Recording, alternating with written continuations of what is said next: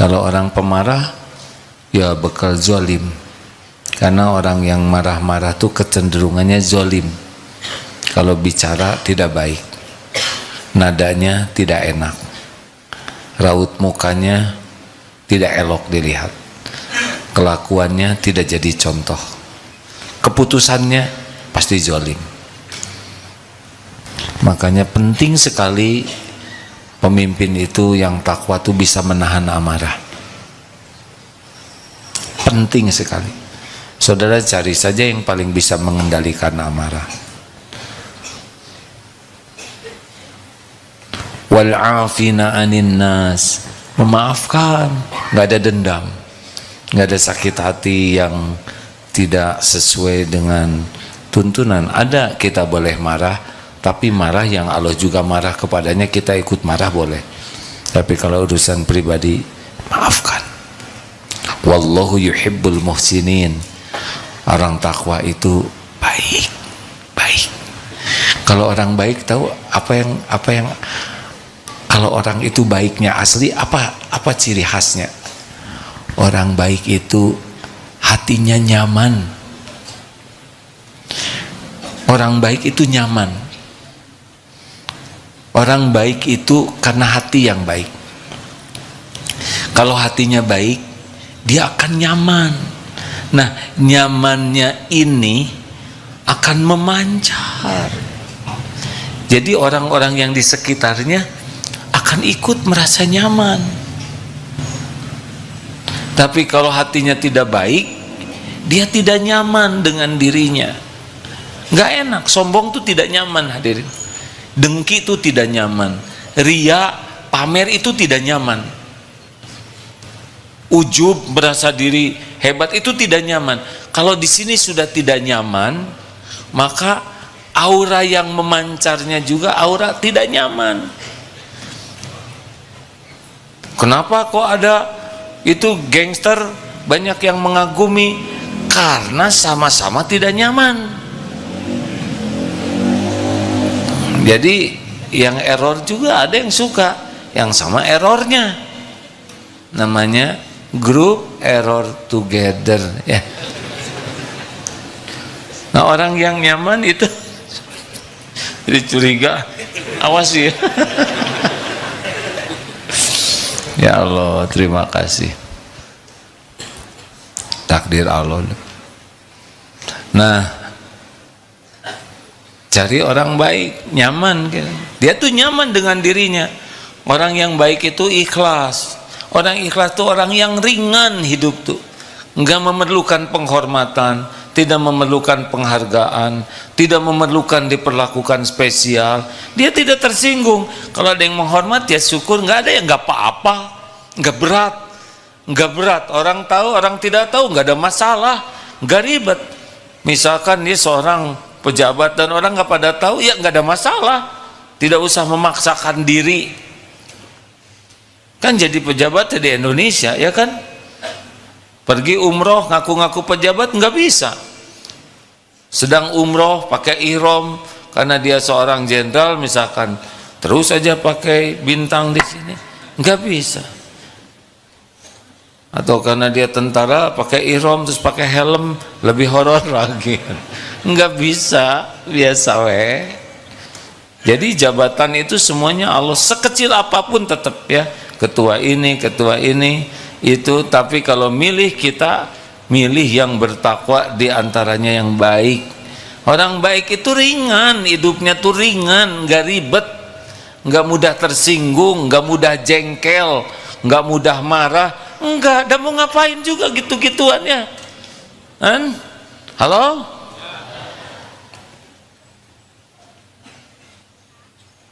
Kan enak. Kalau ketemu nyenengin, kalau pisah ngangenin. Rasulullah kan begitu. Halakosa namanya. Hayyin, layin, qorib, sahal. Tenang dan menenangkan, teduh dan meneduhkan. Enak. Kemudian sangat sopan kepada siapapun karena penyayang kepada makhluk-makhluk Allah, dan humble, tawadu tidak melihat orang lain lebih rendah dari dirinya, dan dia lakukan ini dengan ringan. Kan ada yang tawaduan ya, misalkan dia ngerapikan sendal tapi matanya lihat, kok nggak ada yang lihat, dia jengkel. Ada bos yang ingin kelihatan tawadu, kemana ke kantor naik ojek, muter terus karena karyawannya nggak ada yang lihat, 3 putaran lagi, apa-apa. Kalau yang tawadu palsu, pasti dia tidak akan konsisten dan tidak menikmati ketawaduannya. Apalagi ciri orang takwa pasti tahajud. Ya kecuali yang memang ada uzur syar'i ya. Karena orang yang kenal ke Allah tuh pasti pengen ada hotline, privasi, ingin duaan dengan Allah. Sholat jamaah begini kan banyak kan, tapi kalau tahajud bisa sepuasnya curhat ke Allah. Kalau ke orang nggak mau curhat, ke orang itu konsultasi kepada ahlinya. Kalau curhat hanya ke Allah. Kalau curhat ke orang, yang dicurhatin aja lagi stres. Mau apa curhat ke orang? Kalau curhat di medsos bagaimana? Boleh? Katanya ini bukan akurat. Kalau kita curhat di medsos, 80% nggak peduli dengan curhat kita, padahal udah ditulis panjang lebar. Nah, yang 16% yang baca merasa bahagia lihat penderitaan kita, rasain loh. Yang sisanya 4% enak bacanya kan. Ini bukan polling asli, tapi sangat boleh jadi begitu. Curhat ke Allah, kalau ke orang konsultasi ke ahlinya. Apa bedanya curhat dengan konsultasi? Biasa kalau konsultasi tuh bicaranya tuh nggak pakai penderitaan, seperti dok, kenapa ya dok, kepala saya tuh kok sering pusing dan berat di punggung ini, di daerah sini. Bagaimana Bu, Pak kalau digerakkan? Ya kelihatannya kadang-kadang suka seperti muter. Itu konsultasi. Kalau curhat, aduh ampun dok, tolong dok. Nah itu curhat ya. Aduh gini-gini amat leher saya, bisa nggak ditukar dengan leher yang lain? Kalau curhat itu pakai perasaan, ditumpahkan, hanya boleh ke Allah. Halo? Makanya ahli takwa mah mengemban persoalan seberat apapun ke Allah. Nah itulah hadirin, jadi kalau nanti Allah takdirkan jadi, tapi sebagai cobaan. Apa cirinya orang yang ditolong oleh Allah? Jadi ambisinya itu bukan kepada jabatan, ambisinya itu kepada kemanfaatan.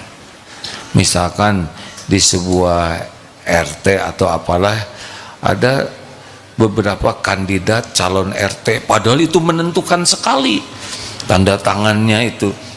Nah yang satu orangnya tuh blon sekali ya, disetir oleh gangster. Ya kamu maju, saya yang biayain, pokoknya kalau kamu jadi RT nanti saya backup, asal nurut aja. Tahu ini nih disetir. Ada juga yang satu lagi sepasang nggak inget ke Allah, nggak ada ingetnya, imannya tuh nggak ada, nggak mau ibadah. Nah ada satu lagi ini sepasang, misal, atau bukan sepasang lah RT mah ya, seorang. Ini kalau ini gawat nih RT kita, kalau ini juga gawat, majulah dia maju pengen jadi RT, bukan jabatan, tapi ingin amar ma'ruf nahi mungkar, sah tuh. Yang ini ngeluarin uang semua, nyuap ke rakyat. Yang ini juga, gimana yang ini ngeluarin jangan uang.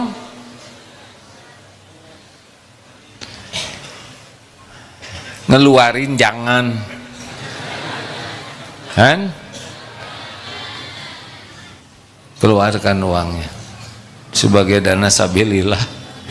Kalau ini dananya nyuap catatannya, kalau ini kan supaya nanti terbentuk suasana amar ma'ruf nahi mungkar.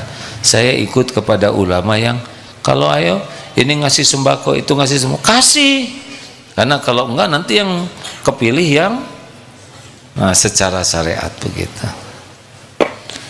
Toh udah segala nggak kepilih ya nggak apa-apa, emang Allah tidak nakdirkan, tapi jadi amal soleh.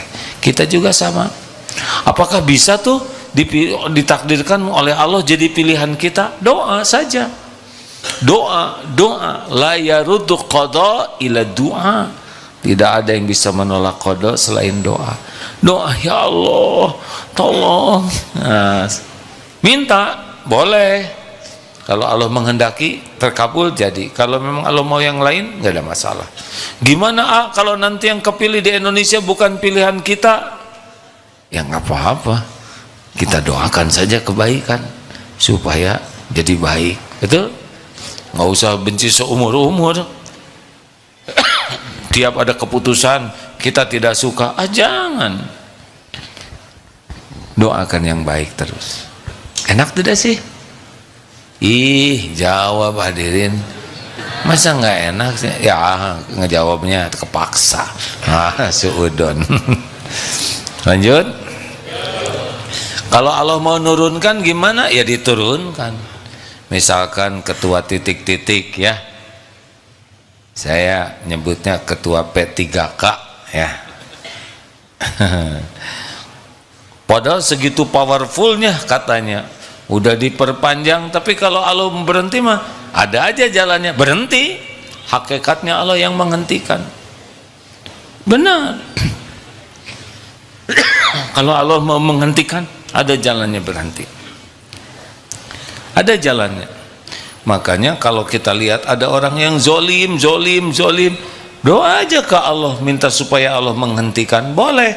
Bukan sebel ke orangnya, tapi sebel kepada kelakuannya.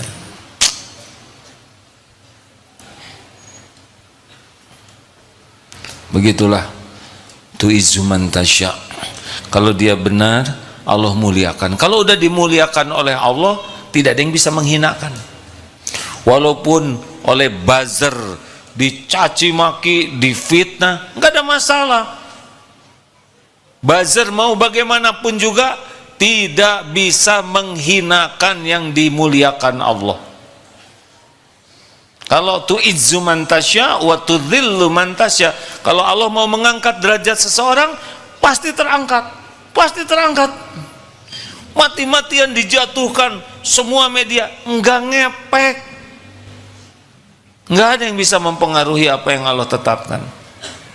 Tapi kalau Allah hinakan, wa tudhillu man tasya, Allah menghendaki hina seseorang karena perbuatannya hina, dibuka oleh aibnya oleh Allah, pasti jadi hina walaupun mati-matian diangkat oleh siapapun.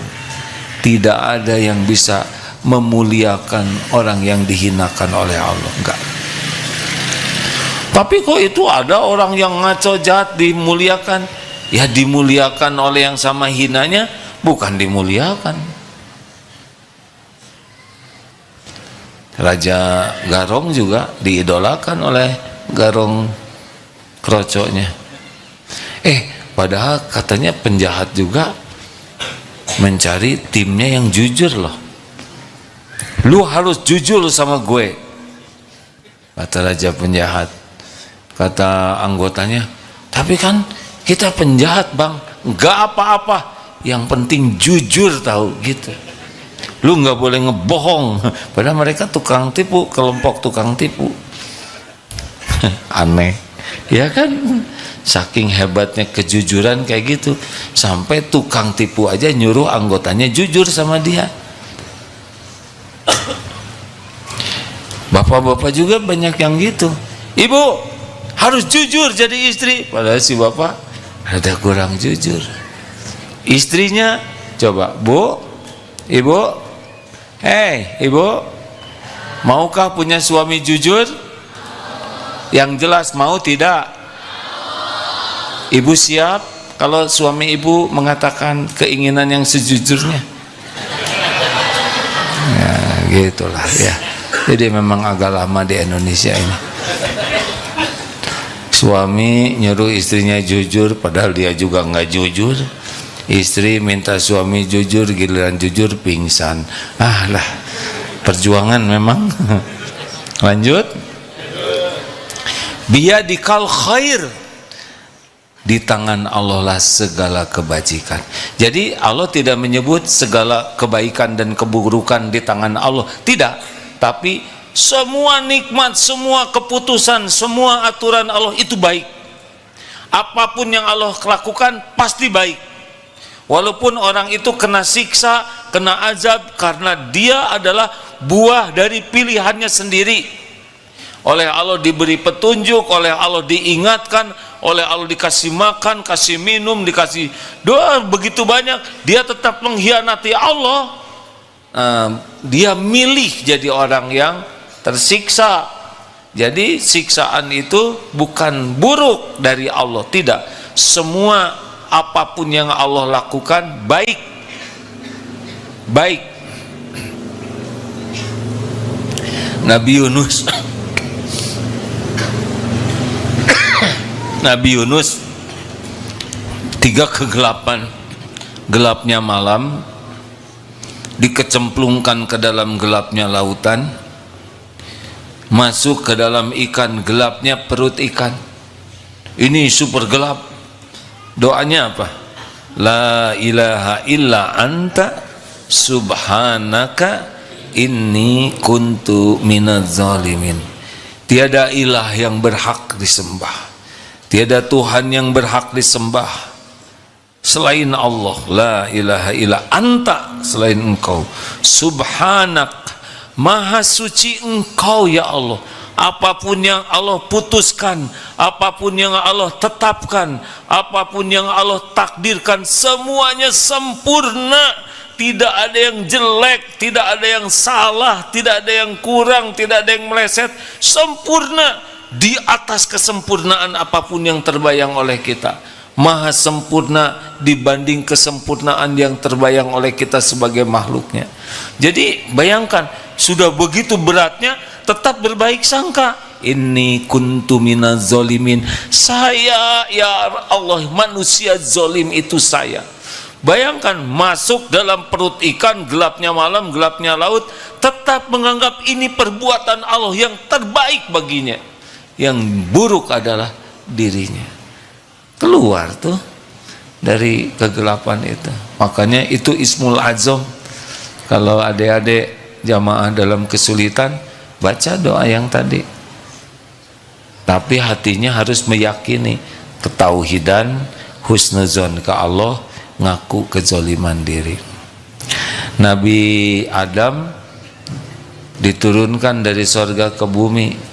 Syariatnya kan itu ditipu oleh iblis. Apa ketika tobat nyalahin iblis? Ya Allah, saya ini korban penipuan iblis. Enggak. Sama seperti Nabi Yunus. Ya Allah, itu saya gara-gara umat nggak mau nurut. Ini lagi ada yang ngecemplungin saya. Ini si ikan ya Allah. Nggak ada satupun yang disebut. Yang ada adalah maha suci engkau, saya makhluk yang zalim. Lihat Nabi Adam. La ilaha illa anta, Rabbana zalamna anfusana wa illam taghfir lana wa tarhamna lanakunanna minal khasirin. Ya Rabb, Tuhan kami ngaku kami zalim kepada diri kami sendiri. Enggak nyebutin yang lain-lain. Karena kalau diri merasa sebagai korban keburukan orang lain, kita nggak bisa tobat. Saya ini korban pencopetan. Tebak, kita kecopetan yang salah siapa? Kenapa sih ribut, susah amat menjawab hadirin?